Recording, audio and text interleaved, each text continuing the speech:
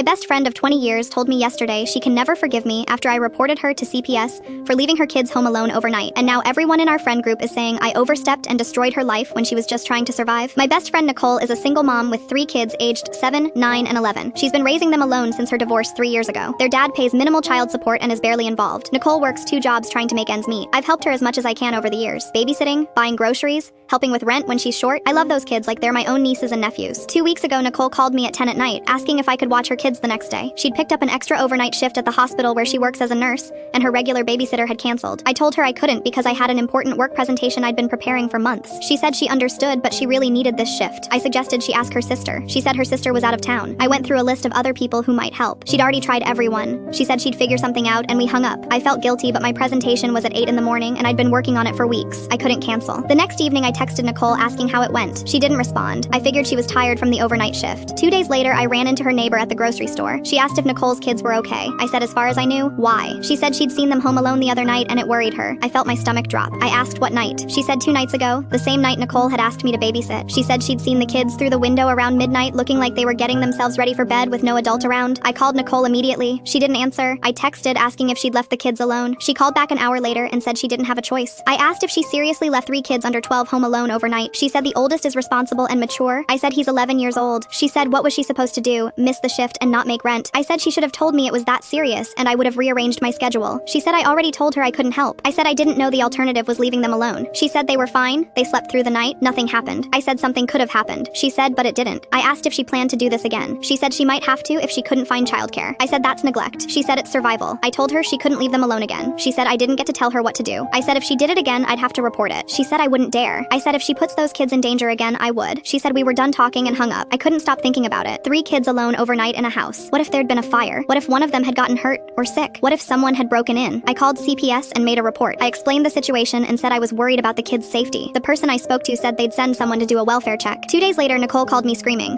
CPS had shown up at her house. They'd interviewed her and the kids. They'd opened an investigation. She said I'd ruined her life. I said I was trying to protect her kids. She said I'd potentially cost her custody. I said she'd potentially endangered them. She said she was doing everything she could to keep her family afloat and I'd just made it impossible. I said leaving kids alone overnight isn't keeping them safe. She said I had no idea what it's like to be a single parent with no support system. I said she has me as support, but she can't make dangerous choices. She said if she loses her kids, it's on me. I said if something had happened to them while she was gone, it would have been on her. She hasn't spoken to me since. Mutual friends say the CPS investigation is ongoing and Nicole might lose custody, or at minimum have to do supervised visits and parenting classes. Her sister called me and said I've destroyed Nicole's family over one mistake. Am I the asshole?